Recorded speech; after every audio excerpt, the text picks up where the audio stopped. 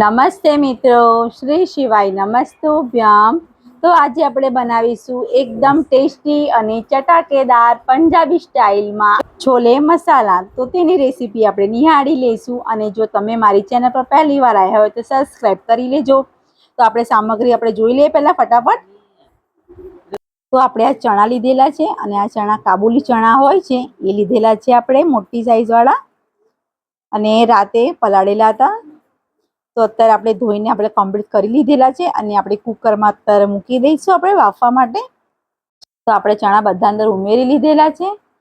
તો આપણે એના અંદર થોડું પાણી અંદર ઉમેરી લઈશું। તો આપણે કમસે કમ 3 ગ્લાસ જેટલું પાણી અંદર ઉમેરી લીધું છે। અને એની અંદર આપણે અડધી ચમચી જેટલું મીઠું અંદર ઉમેરી લઈશું અને આપણે કુકર ઢાંકી દઈશું।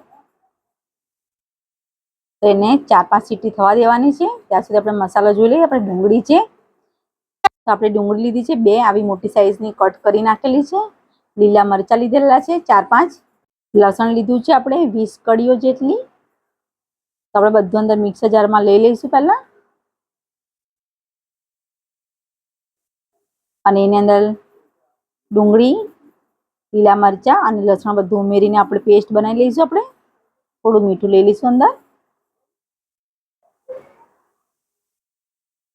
તો આપણે મિક્સર જારમાં આપણે દળી લીધું છે।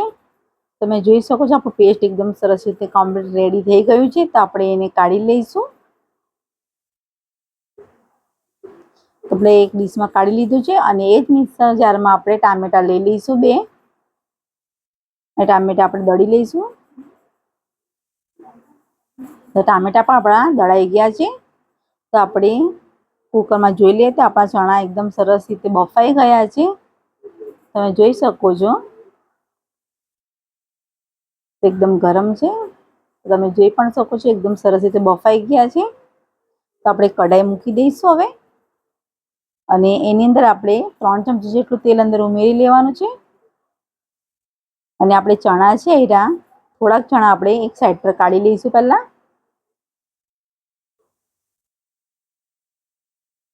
એવી રીતે આપણે ચણા કાઢી લેવાના છે। તો આવી રીતે આપણે ક્રશ કરી લઈશું। તો તમે જોઈ શકો છો આપણે બધા ક્રશ કરી લીધા છે અડધા, અને આપણું તેલ ગરમ થઈ ગયું છે। તો આપણે જીરું અંદર ઉમેરી લઈશું। તો જીરું એકદમ સરસ રીતે થવા દઈશું આપણે, અને તમાલપત્ર એ લઈ લઈશું 2,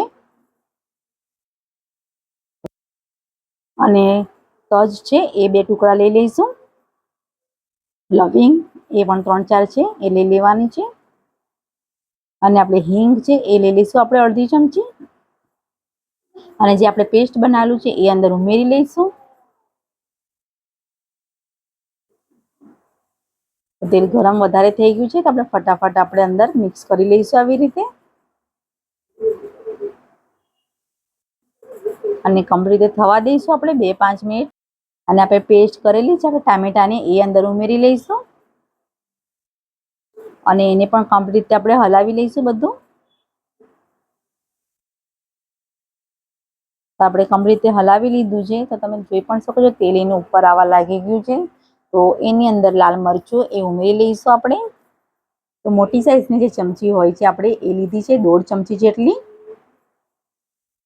અને આપણે હળદર લઈ લઈશું આપણે પા ભાગની ચમચી। બધું કમ્પ્લીટ રીતે મિક્સ કરી લઈશું આપણે,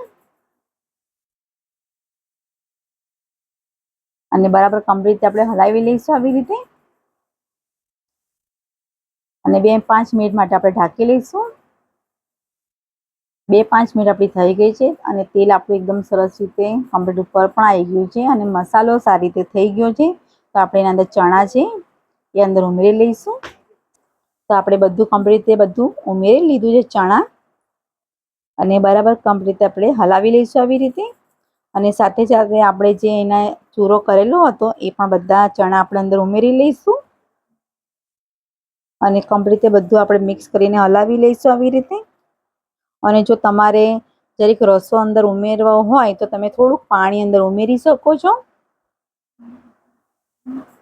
અને જો ઘટ્ટ ભાવતું હોય તો તમને એ પ્રમાણે તમે એના અંદર રેવા દેશો તો ચાલશે।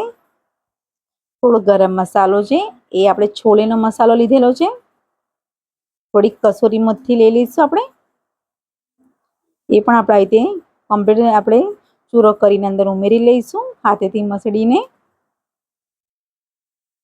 નો ટેસ્ટ એકદમ સરસ લાગે છે ખાવામાં. તો કમ્પ્લીટ રીતે બધું પાછું આપણે મિક્સ કરી લેવાનું છે આપણે.